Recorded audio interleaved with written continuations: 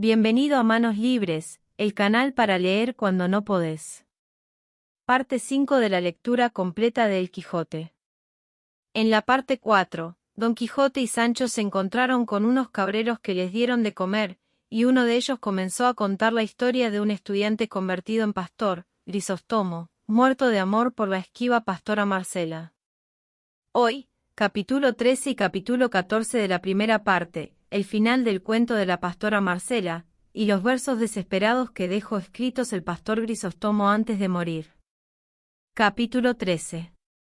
Donde se da fin al cuento de la pastora Marcela, con otros sucesos. Mas, apenas comenzó a descubrirse el día por los balcones del oriente, cuando los 5 de los 6 cabreros se levantaron y fueron a despertar a Don Quijote, y a decille si estaba todavía con propósito de ir a ver el famoso entierro de Grisóstomo, y que ellos le harían compañía. Don Quijote, que otra cosa no deseaba, se levantó y mandó a Sancho que ensillase y enalbardase al momento, lo cual él hizo con mucha diligencia, y con la mesma se pusieron luego todos en camino. Y no hubieron andado un cuarto de legua, cuando, al cruzar de una senda, vieron venir hacia ellos hasta 6 pastores, vestidos con pellicos negros y coronadas las cabezas con guirnaldas de ciprés y de amarga adelfa. Traía cada uno un grueso bastón de acebo en la mano. Venían con ellos, asimesmo, 2 gentiles hombres de a caballo, muy bien aderezados de camino, con otros 3 mozos de a pie que los acompañaban. En llegándose a juntar, se saludaron cortésmente, y, preguntándose los unos a los otros dónde iban, supieron que todos se encaminaban al lugar del entierro, y así, comenzaron a caminar todos juntos. Uno de los de a caballo, hablando con su compañero, le dijo: paréceme, señor Vivaldo, que habemos de dar por bien empleada la tardanza que hiciéremos en ver este famoso entierro, que no podrá dejar de ser famoso, según estos pastores nos han contado extrañezas, ansí del muerto pastor como de la pastora homicida. Así me lo parece a mí, respondió Vivaldo, y no digo yo hacer tardanza de un día, pero de 4 la hiciera a trueco de verle. Preguntóles Don Quijote qué era lo que habían oído de Marcela y de Grisóstomo.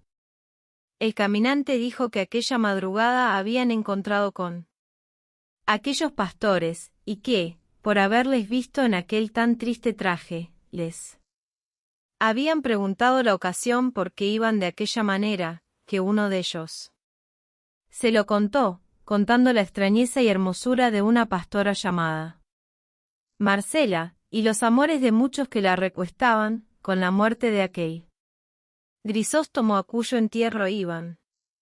Finalmente, él contó todo lo que Pedro a Don Quijote había contado. Cesó esta plática y comenzóse otra, preguntando el que se llamaba Vivaldo a Don Quijote qué era la ocasión que le movía a andar armado de aquella manera por tierra tan pacífica. A lo cual respondió Don Quijote: la profesión de mi ejercicio no consiente ni permite que yo ande de otra manera. El buen paso, el regalo y el reposo, allá se inventó para los blandos cortesanos, más el trabajo, la inquietud y las armas solo se inventaron e hicieron para aquellos que el mundo llama caballeros andantes, de los cuales yo, aunque indigno, soy el menor de todos. Apenas le oyeron esto, cuando todos le tuvieron por loco, y, por averiguarlo más y ver qué género de locura era el suyo, le tornó a preguntar Vivaldo que qué quería decir, caballeros andantes. ¿No han vuestras mercedes leído, respondió Don Quijote, los anales e historias de Ingalaterra, donde se tratan las famosas fazañas del rey Arturo, que continuamente en nuestro romance castellano llamamos el rey Artus, de quien es tradición antigua y común en todo aquel reino de la Gran Bretaña, que este rey no murió, sino que, por arte de encantamento, se convirtió en cuervo, y que, andando los tiempos, ha de volver a reinar y a cobrar su reino y cetro, a cuya causa no se probará que desde aquel tiempo a este haya ningún inglés muerto cuervo alguno. Pues en tiempo de este buen rey fue instituida aquella famosa orden de caballería de los caballeros de la tabla redonda, y pasaron, sin faltar un punto, los amores que allí se cuentan de don Lanzarote del Lago con la reina Ginebra, siendo medianera dellos y sabidora aquella tan honrada dueña quintañona, de donde nació aquel tan sabido romance, y tan decantado en nuestra España, de nunca fuera caballero de damas tan bien servido como fuera Lanzarote, cuando de Bretaña vino, con aquel progreso tan dulce y tan suave de sus amorosos y fuertes fechos. Pues desde entonces, de mano en mano, fue aquella orden de caballería, extendiéndose y dilatándose por muchas y diversas partes del mundo, y en ella fueron famosos y conocidos por sus fechos el valiente Amadís de Gaula, con todos sus hijos y nietos, hasta la quinta generación, y el valeroso Félix Marte de Hircania, y el nunca como se debe alabado Tirante el Blanco. Y casi que en nuestros días vimos y comunicamos y oímos al invencible y valeroso caballero don Merianís de Grecia. Esto, pues, señores, es ser caballero andante, y la que he dicho es la orden de su caballería, en la cual, como otra vez he dicho, yo, aunque pecador, he hecho profesión, y lo mesmo que profesaron los caballeros referidos profeso yo. Y así, me voy por estas soledades y despoblados buscando las aventuras, con ánimo deliberado de ofrecer mi brazo y mi persona a la más peligrosa que la suerte me deparare, en ayuda de los flacos y menesterosos. Por estas razones que dijo, acabaron de enterarse los caminantes que era Don Quijote falto de juicio, y del género de locura que lo señoreaba, de lo cual recibieron la misma admiración que recibían todos aquellos que de nuevo venían en conocimiento de ella.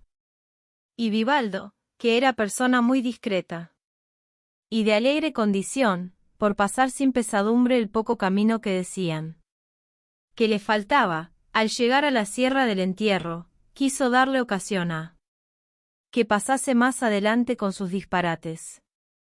Y así, le dijo, paréceme, señor caballero andante, que vuestra merced ha profesado una de las más estrechas profesiones que hay en la tierra, y tengo para mí que aún la de los frailes cartujos no es tan estrecha. Tan estrecha bien podía ser, respondió nuestro Don Quijote, pero tan necesaria en el mundo no estoy en dos dedos de ponello en duda. Porque, sí, va a decir verdad, no hace menos el soldado que pone en ejecución lo que su capitán le manda que el mismo capitán que se lo ordena. Quiero decir que los religiosos, con toda paz y sosiego, piden al cielo el bien de la tierra, pero los soldados y caballeros ponemos en ejecución lo que ellos piden, defendiéndola con el valor de nuestros brazos y filos de nuestras espadas, no debajo de cubierta, sino al cielo abierto, puestos por blanco de los insufribles rayos del sol en verano y de los erizados hielos del invierno. Así que, somos ministros de Dios en la tierra, y brazos por quien se ejecuta en ella su justicia.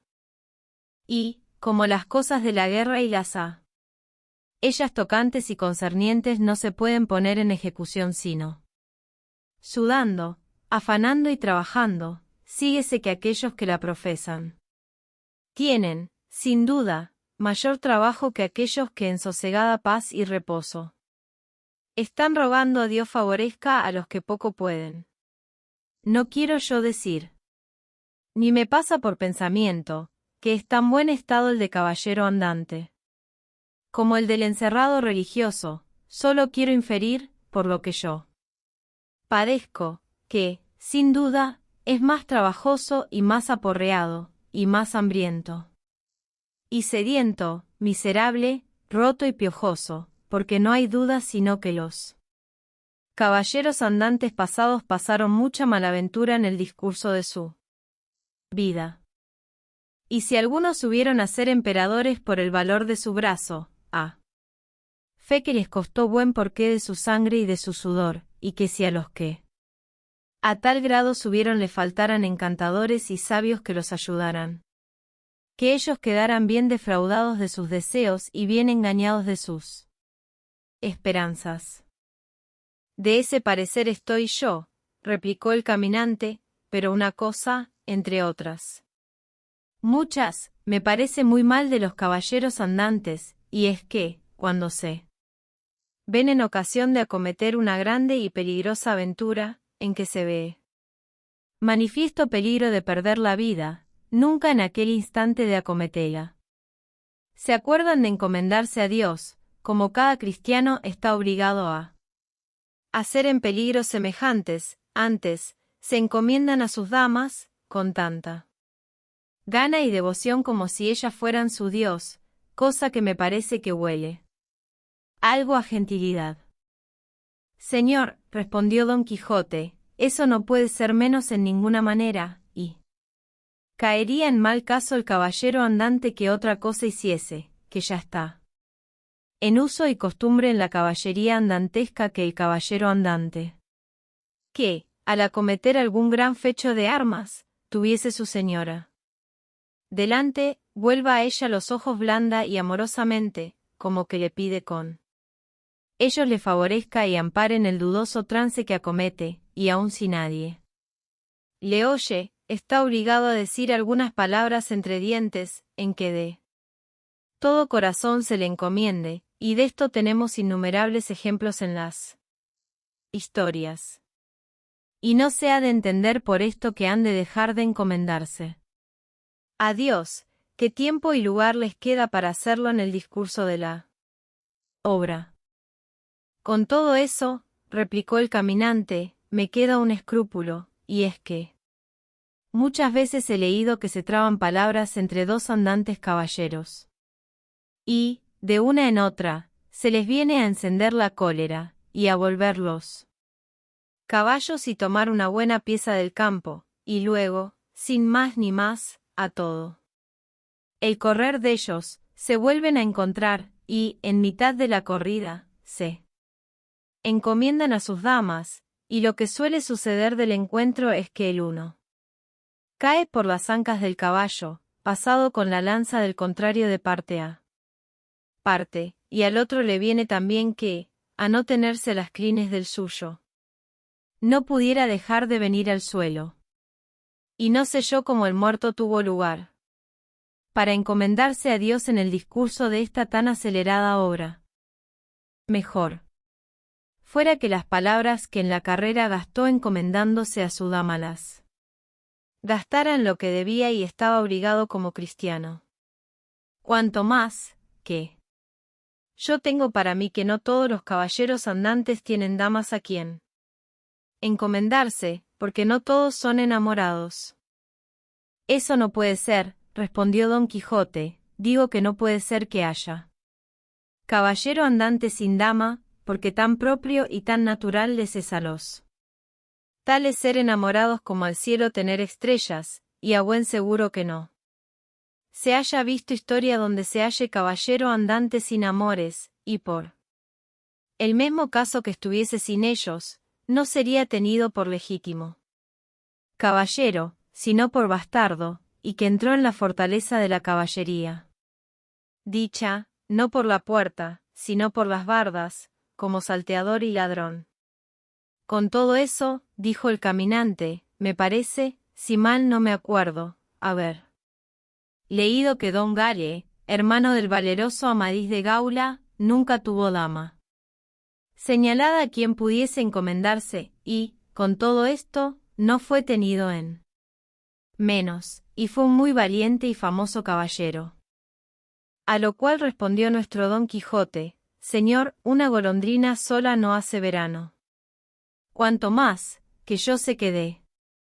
Secreto estaba ese caballero muy bien enamorado, fuera que, aquello de querer a todas bien cuantas bien le parecían era condición natural, a quien no podía ir a la mano.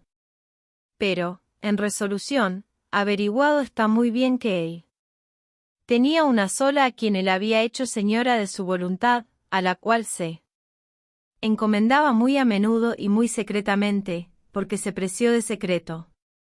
Caballero. Luego, si es decencia que todo caballero andante haya de ser enamorado. Dijo el caminante, bien se puede creer que vuestra merced lo es, pues es de la profesión.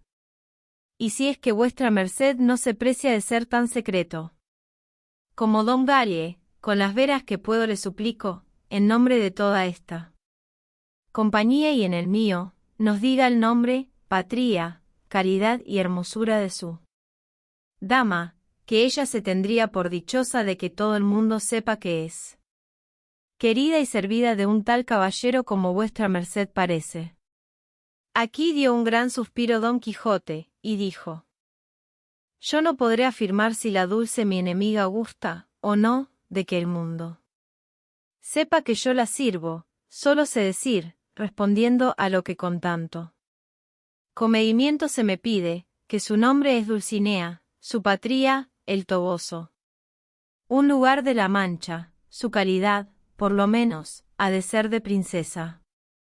Pues es reina y señora mía, su hermosura, sobrehumana, pues en ella sé vienen a ser verdaderos todos los imposibles y quiméricos atributos de belleza que los poetas dan a sus damas, que sus cabellos son oro, su frente campos elíseos, sus cejas arcos del cielo, sus ojos soles, sus mejillas rosas, sus labios corales, perlas sus dientes, alabastro su cuello, mármol su pecho, marfil sus manos, su blancura nieve, y las partes que a la vista humana encubrió la honestidad son tales, según yo pienso y entiendo, que solo la discreta consideración puede encarecerlas, y no compararlas. El linaje, prosapia y alcurnia querríamos saber, replicó Vivaldo. A lo cual respondió Don Quijote: no es de los antiguos cursios, gallos y cipiones romanos, ni de los modernos colonas y ursinos, ni de los moncadas y requesenes de Cataluña, ni menos de los rebellas y villeneuves de Valencia, palafoxes, nusas, rocabertis, corellas, lunas, alagones, urreas, foces y gurreas de Aragón, cerdas, manriques, mendouces y guzmanes de Castilla, alencastros, payas y meneses de Portugal, pero es de los del Toboso de la Mancha, linaje, aunque moderno, tal, que puede dar generoso principio a las más ilustres familias de los venideros siglos. Y no se me replique en esto, si no fuere con las condiciones que puso Cervino al pie del trofeo de las armas de Orlando, que decía: nadie las mueva. Que estar no pueda con Roldán a prueba. Aunque el mío es de los cachopines de Laredo, respondió el caminante, no le osaré yo poner con el del Toboso de la Mancha, puesto que, para decir verdad, semejante apellido hasta ahora no ha llegado a mis oídos. Como eso no habrá llegado, replicó Don Quijote. Con gran atención iban escuchando todos los demás la plática de los dos, y aún hasta los mismos cabreros y pastores conocieron la demasiada falta de juicio de nuestro Don Quijote. Solo Sancho Panza pensaba que cuanto su amo decía era verdad, sabiendo el quién era y habiéndole conocido desde su nacimiento, y en lo que dudaba algo era en creer aquello de la linda Dulcinea del Toboso, porque nunca tal nombre ni tal princesa había llegado jamás a su noticia, aunque vivía tan cerca del Toboso. En estas pláticas iban, cuando vieron que, por la quiebra que dos altas montañas hacían, bajaban hasta 20 pastores, todos con pellizcos de negra lana vestidos y coronados con guirnaldas, que, a lo que después pareció, eran cuál de tejo y cuál de ciprés. Entre 6 de ellos traían unas andas, cubiertas de mucha diversidad de flores y de ramos. Lo cual visto por uno de los cabreros, dijo, aquellos que allí vienen son los que traen el cuerpo de Grisóstomo, y el pie de aquella montaña es el lugar donde él mandó que le enterrasen. Por esto se dieron priesa a llegar, y fue a tiempo que ya los que venían habían puesto las andas en el suelo, y 4 de ellos con agudos picos estaban cavando la sepultura a un lado de una dura peña. Recibiéronse los unos y los otros cortésmente, y luego Don Quijote y los que con él venían se pusieron a mirar las andas, y en ellas vieron cubierto de flores un cuerpo muerto, vestido como pastor, de edad, al parecer, de 30 años, y, aunque muerto, mostraba que vivo había sido de rostro hermoso y de disposición gallarda. Alrededor del tenían las mismas andas algunos libros y muchos papeles, abiertos y cerrados. Y así los que esto miraban, como los que abrían la sepultura, y todos los demás que allí había, guardaban un maravilloso silencio, hasta que uno de los que al muerto trujeron dijo a otro, mirá bien, Ambrosio, si es este el lugar que Grisóstomo dijo, ya que queréis que tan puntualmente se cumpla lo que dejó mandado en su testamento. Este es, respondió Ambrosio, que muchas veces en él me contó mi desdichado amigo la historia de su desventura. Allí me dijo el que vio la vez primera a aquella enemiga mortal del linaje humano, y allí fue también donde la primera vez le declaró su pensamiento, tan honesto como enamorado. Y allí fue la última vez donde Marcela le acabó de desengañar y desdeñar, de suerte que puso fin a la tragedia de su miserable vida. Y aquí, en memoria de tantas desdichas, quiso el que le depositasen en las entrañas del eterno olvido. Y, volviéndose a Don Quijote y a los caminantes, prosiguió diciendo: ese cuerpo, señores, que con piadosos ojos estáis mirando, fue depositario de un alma en quien el cielo puso infinita parte de sus riquezas.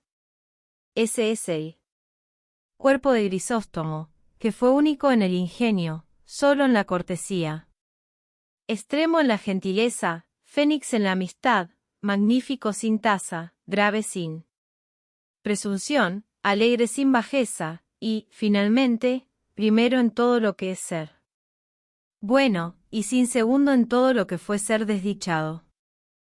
Quiso bien, fue aborrecido, adoró, fue desdeñado, rogó a una fiera, importunó a un mármol, corrió tras el viento, dio voces a la soledad, sirvió a la ingratitud, de quien alcanzó por premio ser despojos de la muerte en la mitad de la carrera de su vida, a la cual dio fin una pastora a quien él procuraba eternizar para que viviera en la memoria de las gentes, cual lo pudieran mostrar bien esos papeles que estáis mirando, si él no me hubiera mandado que los entregara al fuego en habiendo entregado su cuerpo a la tierra.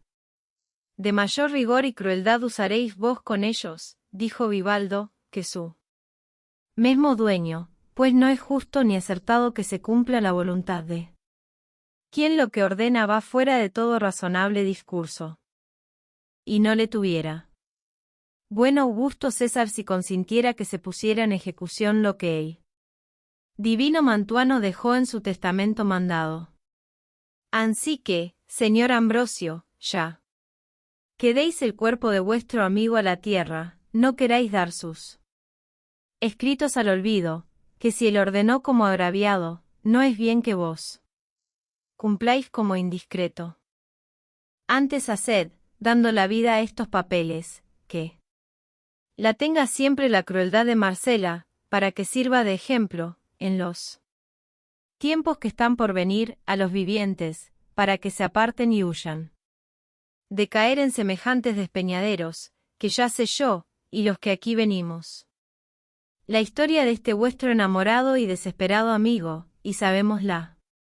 Amistad vuestra, y la ocasión de su muerte, y lo que dejó mandado al acabar. De la vida, de la cual lamentable historia se puede sacar cuanto haya sido. La crueldad de Marcela, el amor de Grisóstomo, la fe de la amistad vuestra. Con el paradero que tienen los que a rienda suelta corren por la senda que el desvariado amor delante de los ojos les pone. Anoche supimos la muerte de Grisóstomo, y que en este lugar había de ser enterrado, y así, de curiosidad y de lástima, dejamos nuestro derecho viaje, y acordamos de venir a ver con los ojos lo que tanto nos había lastimado en oillo. Y, en pago de esta lástima y del deseo que en nosotros nació de remediar así, pudiéramos, te rogamos, oh discreto Ambrosio, a lo menos, yo te lo suplico de mi parte, que, dejando de abrazar estos papeles, me dejes llevar algunos de ellos. Y, sin aguardar que el pastor respondiese, alargó la mano y tomó algunos de los que más cerca estaban, viendo lo cual Ambrosio, dijo, por cortesía consentiré que os quedéis, señor, con los que ya habéis tomado, pero pensar que dejaré de abrazar los que quedan es pensamiento vano. Vivaldo, que deseaba ver lo que los papeles decían, abrió luego el uno de ellos y vio que tenía por título, Canción desesperada. Oyólo Ambrosio y dijo, ese es el último papel que escribió el desdichado, y, porque veáis, señor, en el término que le tenían sus desventuras, leelde de modo que seáis oído. Que bien os dará lugar a ello el que se tardare en abrir la sepultura. Eso haré yo de muy buena gana, dijo Vivaldo. Y, como todos los circunstantes tenían el mismo deseo, se le pusieron a la redonda, y él, leyendo en voz clara, vio que así decía, capítulo 14. Donde se ponen los versos desesperados del difunto pastor. Con otros no esperados sucesos canción de Grisóstomo. Ya que quieres, cruel, que se publique. De lengua en lengua y de una en otra gente. Del áspero rigor tuyo la fuerza.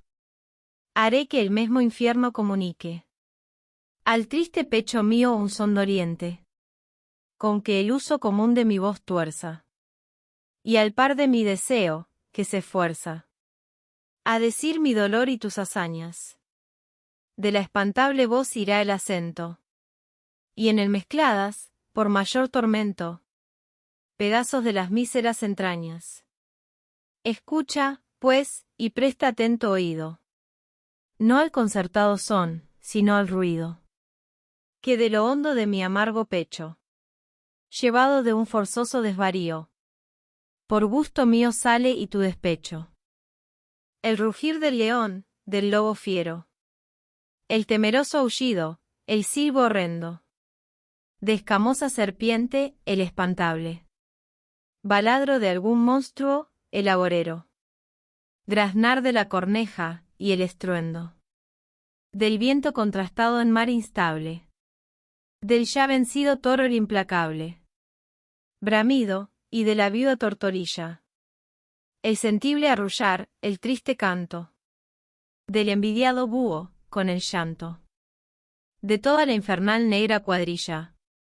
Salgan con la doliente ánima fuera, mezclados en un son, de tal manera que se confundan los sentidos todos, pues la pena cruel que en mí se halla, para contalla pide nuevos modos. De tanta confusión no las arenas del padre Tajo oirán los tristes ecos, ni del famoso Betis las olivas, que allí se esparcirán mis duras penas, en altos riscos y en profundos huecos, con muerta lengua y con palabras vivas, o ya en escuros valles, o en esquivas playas, desnudas de contrato humano, o adonde el sol jamás mostró su lumbre, o entre la venenosa muchedumbre de fieras que alimenta el libio llano. Que, puesto que en los páramos desiertos, los ecos roncos de mi mal, inciertos, suenen con tu rigor tan sin segundo, por privilegio de mis cortos hados, serán llevados por el ancho mundo. Mata un desdén, atierra la paciencia. O verdadera o falsa, una sospecha. Matan los celos con rigor más fuerte. Desconcierta la vida larga ausencia. Contra un temor de olvido no aprovecha. Firme esperanza de dichosa suerte. En todo hay cierta, inevitable muerte. Mas yo, milagro nunca visto, vivo. Celoso, ausente, desdeñado y cierto. De las sospechas que me tienen muerto. Y en el olvido en quien mi fuego avivo. Y, entre tantos tormentos, nunca alcanza mi vista a ver en sombra la esperanza. Ni yo, desesperado, la procuro. Antes, por extremarme en mi querella, estar sin ella eternamente juro. Puédese, por ventura, en un instante, esperar y temer, o es bien hacello, siendo las causas del temor más ciertas. Tengo, si el duro celo está delante, de cerrar estos ojos, si he de bello, por 1000 heridas en el alma abiertas. ¿Quién no abrirá de par en par las puertas? A la desconfianza, cuando mira, descubierto el desdén y las sospechas, o amarga conversión, verdades hechas, y la limpia verdad vuelta en mentira, o, en el reino de amor fieros tiranos. Celos, ponedme un hierro en estas manos. Dame, desdén, una torcida soga. Mas, ay de mí, que, con cruel vitoria, vuestra memoria el sufrimiento ahoga. Yo muero, en fin, y, porque nunca espere buen suceso en la muerte ni en la vida, pertinaz estaré en mi fantasía. Diré que va acertado el que bien quiere, y que es más libre el alma más rendida a la de amor antigua tiranía. Diré que la enemiga siempre mía, hermosa el alma como el cuerpo tiene, y que su olvido de mi culpa nace, y que, en fe de los males que nos hace, amor su imperio en justa paz mantiene. Y, con esta opinión y un duro lazo, acelerando el miserable plazo, a que me han conducido sus desdenes, ofreceré a los vientos cuerpo y alma, sin lauro o palma de futuros bienes. Tú, que con tantas sinrazones muestras la razón que me fuerza a que la haga, a la cansada vida que aborrezco, pues ya ves que te da notorias muestras. Esta del corazón profunda llaga, de cómo, alegre, a tu rigor me ofrezco. Sí, por dicha, conoces que merezco que el cielo claro de tus bellos ojos en mi muerte se turbe, no lo hagas, que no quiero que en nada satisfagas al darte de mi alma los despojos. Antes, con risa en la ocasión funesta, descubre que el fin mío fue tu fiesta. Más gran simpleza es avisarte de esto, pues sé que está tu gloria conocida, en que mi vida llegue al fin tan presto. Venga, que es tiempo ya, del hondo abismo. Tántalo con su sed, Sísifo venga, con el peso terrible de su canto. Ticio traya su buitre, y ansimismo, con su rueda Egión no se detenga. Ni las hermanas que trabajan tanto, y todos juntos su mortal quebranto, trasladen en mi pecho, y en voz baja, si ya aún desesperados son debidas, canten obsequias tristes, doloridas, al cuerpo a quien se niegue aún la mortaja, y el portero infernal de los 3 rostros, con otras 1000 quimeras y 1000 monstruos, lleven el doloroso contrapunto, que otra pompa mejor no me parece, que la merece un amador difunto. Canción desesperada, no te quejes. Cuando mi triste compañía dejes. Antes, pues que la causa do naciste. Con mi desdicha aumenta su ventura. Aún en la sepultura no estés triste. Bien les pareció, a los que escuchado habían, la canción de Grisóstomo. Puesto que el que la leyó dijo que no le parecía que conformaba con la relación que él había oído del recato y bondad de Marcela, porque en ella se quejaba Grisóstomo de celos, sospechas y de ausencia, todo en perjuicio del buen crédito y buena fama de Marcela. A lo cual respondió Ambrosio, como aquel que sabía bien los más escondidos pensamientos de su amigo. Para que, señor, os satisfagáis de esa duda, es bien que sepáis que cuando este desdichado escribió esta canción estaba ausente de Marcela, de quien él se había ausentado por su voluntad, por ver si usaba con él la ausencia de sus ordinarios fueros. Y, como al enamorado ausente no hay cosa que no le fatigue ni temor que no le dé alcance, así le fatigaban a Grisóstomo los celos imaginados y las sospechas temidas como si fueran verdaderas. Y con esto queda en su punto la verdad que la fama pregona de la bondad de Marcela, la cual, fuera de ser cruel, y un poco arrogante y un mucho desdeñosa, la misma envidia ni debe ni puede ponerle falta alguna.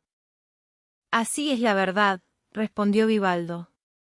Y, queriendo leer otro papel de los que había reservado del fuego, lo estorbó una maravillosa visión, que tal parecía ella, que improvisamente se les ofreció los ojos, y fue que, por cima de la peña donde se cavaba la sepultura, pareció la pastora Marcela, tan hermosa que pasaba su fama su hermosura.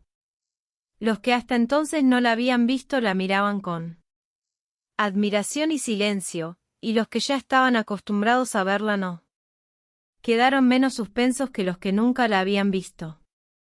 Mas, apenas la hubo visto Ambrosio, cuando, con muestras de ánimo indignado, le dijo: «¿Vienes a ver, por ventura, oh fiero basilisco de estas montañas, si con tu presencia vierten sangre las heridas de este miserable a quien tu crueldad quitó la vida?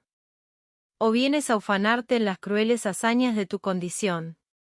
¿O a ver desde esa altura, como otro despiadado Nero, el incendio de su abrasada Roma, o a pisar, arrogante, este desdichado cadáver, como la ingrata hija al de su padre Tarquino? Dinos presto a lo que vienes, ¿o qué es aquello de que más gustas, que, por saber yo que los pensamientos de Grisóstomo jamás dejaron de obedecerte en vida, haré que, aun el muerto, te obedezcan los de todos aquellos que se llamaron sus amigos? No vengo, oh Ambrosio, a ninguna cosa de las que has dicho, respondió Marcela, sino volver por mí misma, y a dar a entender cuán fuera de razón van todos aquellos que de sus penas y de la muerte de Grisóstomo me culpan, y así, ruego a todos los que aquí estáis me estéis atentos, que no será menester mucho tiempo ni gastar muchas palabras para persuadir una verdad a los discretos. Hízome el cielo, según vosotros decís, hermosa, y de tal manera que, sin ser poderosos a otra cosa, a que me améis os mueve mi hermosura, y, por el amor que me mostráis, decís, y aun queréis, que esté yo obligada a amaros. Yo conozco, con el natural entendimiento que Dios me ha dado, que todo lo hermoso es amable, mas no alcanzo que, por razón de ser amado, esté obligado lo que es amado por hermoso a amar a quien le ama. Y más, que podría acontecer que el amador de lo hermoso fuese feo, y, siéndolo feo, digno de ser aborrecido, cae muy mal el decir, quiérote por hermosa, hazme de amar aunque sea feo. Pero, puesto caso que corran igualmente las hermosuras, No por eso han de correr iguales los deseos, que no todas.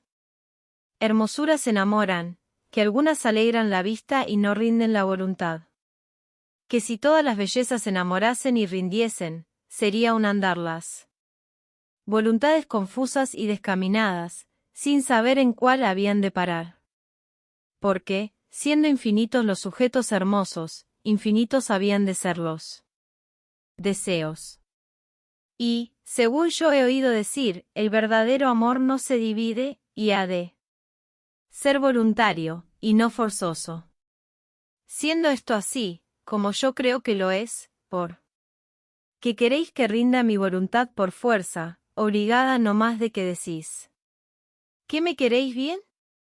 Si no, decime, si como el cielo me hizo hermosa me hiciera fea, ¿fuera justo que me quejara de vosotros porque no me amabades? Cuanto más, que habéis de considerar que yo no escogí la hermosura que tengo, que, tal cual es, el cielo me la dio de gracia, si yo pedí ya ni escogella. Y, así como la víbora no merece ser culpada por la ponzoña que tiene, puesto que con ella mata, por habérsela dado naturaleza, tampoco yo merezco ser reprendida por ser hermosa, que la hermosura en la mujer honesta es como el fuego apartado o como la espada aguda, que ni él quema, ni ella corta a quien a ellos no se acerca. La honra y las virtudes son adornos del alma, sin las cuales el cuerpo, aunque lo sea, no debe de parecer hermoso. Pues si la honestidad es una de las virtudes que al cuerpo y al alma más adornan y hermosean, porque la ha de perder la que es amada. Por hermosa, por corresponder a la intención de aquel que, por solo su gusto, con todas sus fuerzas e industrias procura que la pierda. Yo nací libre, y para poder vivir libre escogí la soledad de los campos. Los árboles de estas montañas son mi compañía, las claras aguas de estos arroyos mis espejos, con los árboles y con las aguas comunico mis pensamientos y hermosura. Fuego soy apartado y espada puesta lejos. A los que he enamorado con la vista he desengañado con las palabras. Y si los deseos se sustentan con esperanzas, no habiendo yo dado alguna a Grisóstomo, ni a otro alguno, el fin de ninguno de ellos bien se puede decir que antes le mató su porfía que mi crueldad. Y si se me hace cargo que eran honestos sus pensamientos, y que por esto estaba obligada a corresponder a ellos, digo que, cuando en ese mismo lugar donde ahora secaba su sepultura me descubrió la bondad de su intención, le dije yo que la mía era vivir en perpetua soledad, y de que sola la tierra gozase el fruto de mí recogimiento y los despojos de mi hermosura, y si él, con todo este desengaño, quiso porfiar contra la esperanza y navegar contra el viento, qué mucho que se anegase en la mitad del golfo de su desatino. Si yo le entretuviera, fuera falsa, si le contentara, hiciera contra mí mejor intención y presupuesto. Porfió desengañado, desesperó sin ser aborrecido.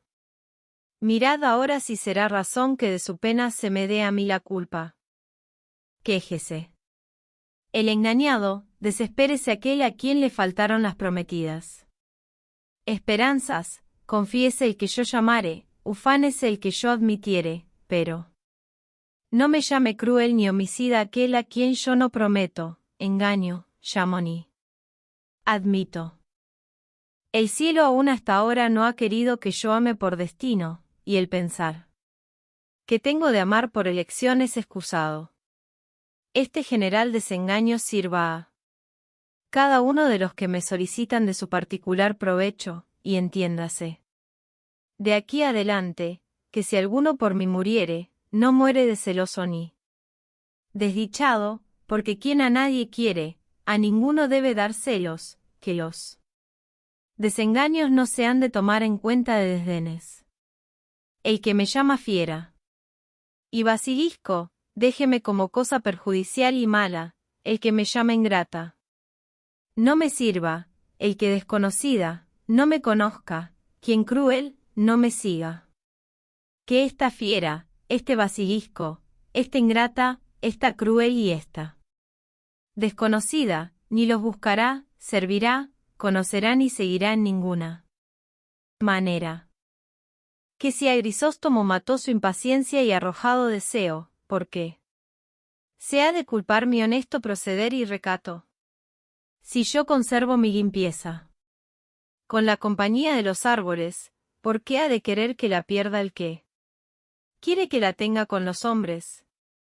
Yo, como sabéis, tengo riquezas propias y no codicio las ajenas, tengo libre condición y no gusto de sujetarme, ni quiero ni aborrezco a nadie. No engaño a este ni solicito aquel, ni burlo con uno ni me entretengo con el otro. La conversación honesta de las zagalas de estas aldeas y el cuidado de mis cabras me entretiene. Tienen mis deseos por término estas montañas, y si de aquí salen, es a contemplar la hermosura del cielo, pasos con que camina el alma a su morada primera. Y, en diciendo esto, sin querer oír respuesta alguna, volvió las espaldas y se entró por lo más cerrado de un monte que allí cerca estaba, dejando admirados, tanto de su discreción como de su hermosura, a todos los que allí estaban. Y algunos dieron muestras, de aquellos que de la poderosa flecha de los rayos de sus bellos ojos estaban heridos, de quererla seguir, sin aprovecharse del manifiesto desengaño que habían oído. Lo cual visto por Don Quijote, pareciéndole que allí venía bien usar de su caballería, socorriendo a las doncellas menesterosas, puesta la mano en el puño de su espada, en altas e inteligibles voces, dijo: Ninguna persona, de cualquier estado y condición que sea, se atreva a seguir a la hermosa Marcela, so pena de caer en la furiosa indignación mía. Ella ha mostrado con claras y suficientes razones la poca o ninguna culpa que ha tenido en la muerte de Grisóstomo, y cuán ajena vive de condescender con los deseos de ninguno de sus amantes, a cuya causa es justo que, en lugar de ser seguida y perseguida, sea honrada y estimada de todos los buenos del mundo, pues muestra que en él ella es sola la que con tan honesta intención vive. O ya que fuese por las amenazas de Don Quijote, o porque Ambrosio les dijo que concluyesen con lo que a su buen amigo debían, ninguno de los pastores se movió ni apartó de allí hasta que, acabada la sepultura y abrazados los papeles de Grisóstomo, pusieron su cuerpo en ella, no sin muchas lágrimas de los circunstantes. Cerraron la sepultura con una gruesa peña, en tanto que se acababa una losa que, según Ambrosio dijo, pensaba mandar hacer, con un epitafio que había de decir de esta manera: yace aquí de un amador el mísero cuerpo helado, que fue pastor de ganado, perdido por desamor. Murió a manos del rigor de una esquiva hermosa ingrata, con quien su imperio dilata la tiranía de su amor. Luego esparcieron por cima de la sepultura muchas flores y ramos, y, dando todos el pésame a su amigo Ambrosio, se despidieron de él. Lo mismo hicieron Vivaldo y su compañero, y Don Quijote se despidió de sus huéspedes y de los caminantes, los cuales le rogaron se viniese con ellos a Sevilla, por ser lugar tan acomodado a hallar aventuras, que en cada calle y tras cada esquina se ofrecen más que en otro alguno. Don Quijote les agradeció el aviso y el ánimo que mostraban de hacerle merced, y dijo que por entonces no quería ni debía ir a Sevilla, hasta que hubiese despojado todas aquellas sierras de ladrones malandrines, de quien era fama que todas estaban llenas. Viendo su buena determinación, no quisieron los caminantes importunarle más, sino, tornándose a despedir de nuevo, le dejaron y prosiguieron su camino, en el cual no le faltó de qué tratar, así de la historia de Marcela y Grisóstomo como de las locuras de Don Quijote. ¿Cuál determinó de ir a buscar a la pastora Marcela y ofrecerle todo lo que él podía en su servicio? Mas no le avino como él pensaba, según se cuenta en el discurso de esta verdadera historia, dando aquí fin la segunda parte. Tercera parte del ingenioso hidalgo Don Quijote de la Mancha, hasta acá la parte 5. En la parte 6 seguimos con los capítulos 15 y 16, la desgraciada aventura con unos arrieros yangueses, y lo que le sucedió a Don Quijote en una venta que él, una vez más, confundió con un castillo. Suscríbete y activa la campana para no perderte ninguna entrega. Nos vemos en la próxima parte. Cards sugeridas, próximamente parte 6 del Quijote.